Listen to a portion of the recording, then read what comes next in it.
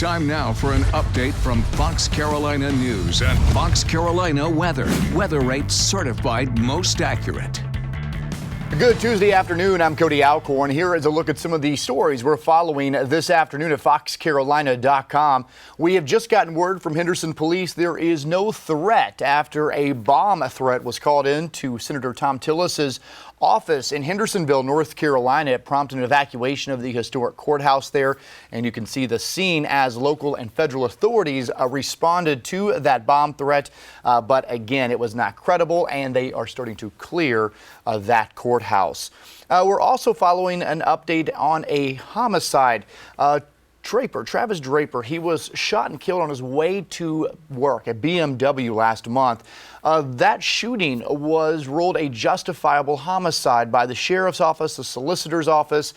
They say he was the agitator here, but now his family is asking for SLED to step in and do an independent investigation on that deadly shooting. We have more on that there at foxcarolina.com. We've also got the identity of a man who was shot and killed on Farley Avenue in the city of Spartanburg over the weekend. As of today, no charges have been filed, and we have more information on that victim and what police say happened in the front yard of that home. And just a wild story unfolding down in the Low Country, the Murdaughs. You've heard that name. Of course, Maggie and Paul Murdaugh were shot and killed back in June. That double homicide under investigation. Well, in the last 72 hours, a lot's happened involving the father, Alex Murdaugh.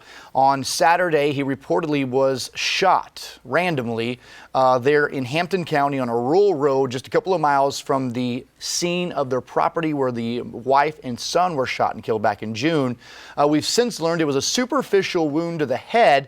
He said he was changing a flat tire when that shots rang out.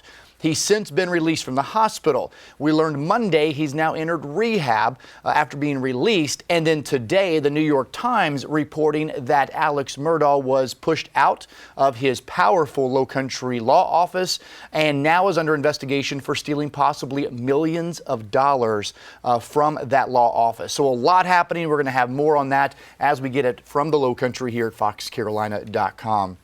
And always, you can always check the temperature and your forecast wherever you're at. You can see 82 degrees right now in Greenville. Not too bad out there. Let's check in with Chief Meteorologist Kendra Kent. We also have some showers popping up as well. That's right. We're going to have that today as well as tomorrow. A decent chance for a few pop-up showers and storms, all thanks to a frontal boundary that will be moving through. And you can see as we go through tonight, we'll have some clouds lingering, maybe even a shower late night, but no strong storms are expected. Temps dropping into the low 70s across the upstate. In the mountains, upper to mid 60s, so not quite as cool and crisp as it was over the weekend, but should stay mostly dry. Couple showers possible even toward the morning as we get into tomorrow, but a 40% chance of rain for both the upstate and the mountains, especially toward the afternoon hours. Of course, you'll want to check in with us on the 4, 5, and 6 o'clock newscasts, and again at 10 and 11. And be sure to download the Fox Carolina app for much more weather information when you're on the go.